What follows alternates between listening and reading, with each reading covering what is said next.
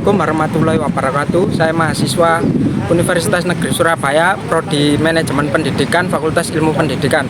Nama saya Sandi Mirza Putra. Saya akan membawakan materi tentang struktur organisasi dalam pendidikan dan pengajaran. Struktur organisasi dalam pendidikan dan pengajaran. Sebelum itu, apa sih organisasi itu?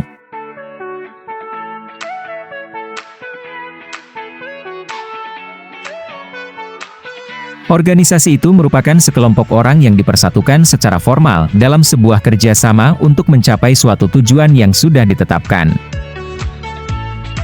Dan apa sih itu pengorganisasian? Pengorganisasian merupakan definisi dari sebuah proses kegiatan penyusunan struktur organisasi berdasarkan sumber-sumber, tujuan dan lingkungannya.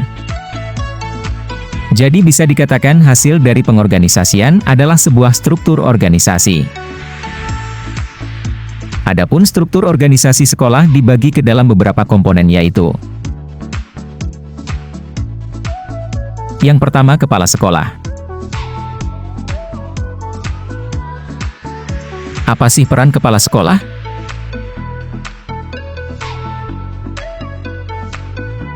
Peran kepala sekolah yaitu sebagai manajer ataupun leader.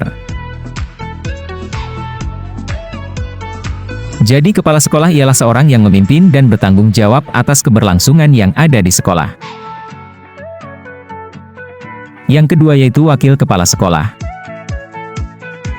Peran wakil di sini yaitu sebagai asisten dari kepala sekolah dalam menyusun berbagai kegiatan. Yang ketiga yaitu peran kurikulum, yaitu menyusun hal yang berhubungan dengan proses berlangsungnya pembelajaran dan pengajaran. Sedangkan pengajaran adalah proses belajar mengajar di mana guru dan peserta didik berintegrasi mencapai sasaran perubahan tingkah laku peserta didik. Sistem organisasi sangatlah berpengaruh terhadap tenaga pengajar. Ditilik dari salah satu sumber jurnal penelitian. Didapatkan data. Yang pertama, tabel statistik deskriptif. Pertama, struktur organisasi. X1, responden memiliki nilai rata-rata sebesar 62,44, nilai standar deviasi struktur organisasi sebesar 8,116 dan nilai minimum sebesar 47 dan nilai maksimum sebesar 79. Yang berarti penyimpangan atas struktur organisasi sangat kecil. Yang kedua, pemberdayaan. X2, responden memiliki nilai rata-rata sebesar 65,69, nilai standar deviasi pemberdayaan sebesar 5,684 dan nilai minimum sebesar 49 dan nilai maksimum sebesar 77. Yang berarti penyimpangan atas pemberdayaan sangat kecil.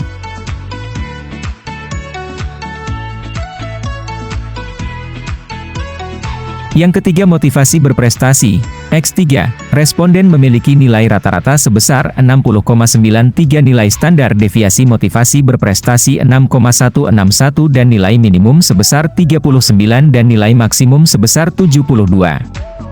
Yang berarti penyimpangan atas motivasi berprestasi sangat kecil. Yang kedua, tabel hasil uji normalitas. One Sample Kolmogorov-Smirnov Test. Dari tabel tersebut dapat dilihat bahwa asimsik 2 Thailand untuk variabel struktur organisasi adalah sebesar 0,531, pemberdayaan sebesar 0,463.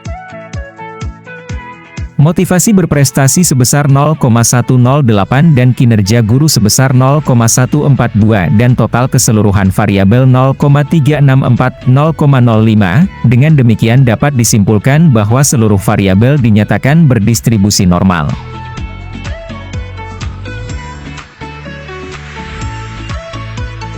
Yang ketiga, tabel hasil koefisiens A. Berdasarkan tabel 3 di atas, memperlihatkan bahwa nilai toleransi struktur organisasi sebesar 0,903, variabel pemberdayaan nilai toleransi sebesar 0,848 dan variabel motivasi berprestasi sebesar 0,909. Sedangkan nilai VF variabel struktur organisasi sebesar 1,107, variabel pemberdayaan 1,179 dan variabel motivasi berprestasi 1,100. Dengan melihat toleransi seluruh variabel lebih besar dari 0,10 dan VF seluruh variabel lebih kecil dari 10, maka pada model regresi yang terbentuk tidak terjadi gejala multikolinear. Yang keempat, tabel hasil uji F ANOVA.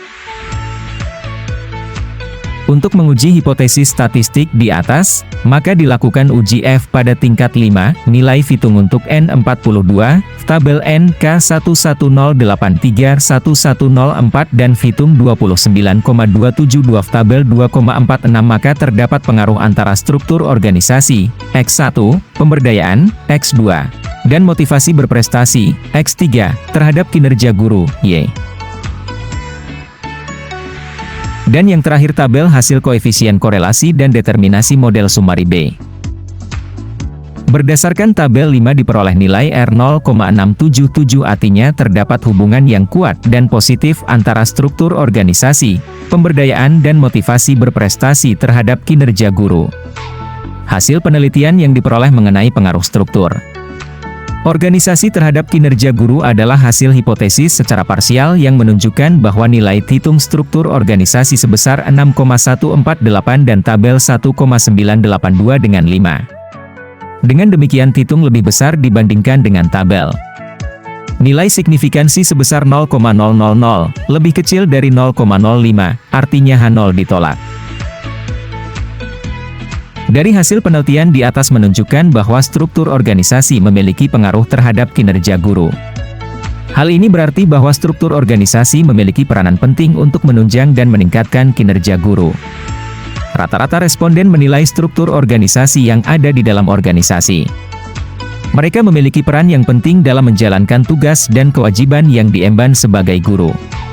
Hal ini dapat dilihat dari pernyataan guru saat menjawab kuesioner dengan nilai rata-rata di atas 3,00, yaitu, pada pernyataan dalam melaksanakan tugasnya guru sering berkomunikasi dengan kepala sekolah. Setiap kewenangan yang dimiliki setiap guru dibagi berdasarkan struktur organisasi. Dengan adanya pembagian kewenangan yang sesuai dengan struktur organisasi berdampak pada aktivitas organisasi sekolah yang berjalan dengan lancar.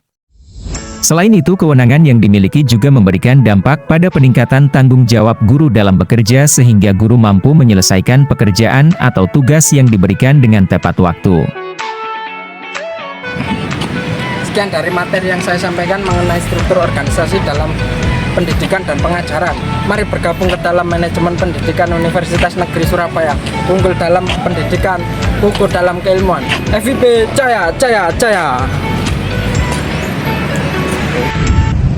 Aduh, bingung nih, enaknya masuk universitas mana ya? Ngapain bingung sih? Sini. Tuh, masuk UNESA, Universitas Negeri Surabaya.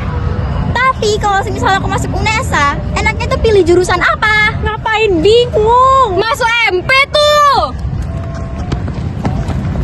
Siapa kita? Manajemen Pendidikan. MP.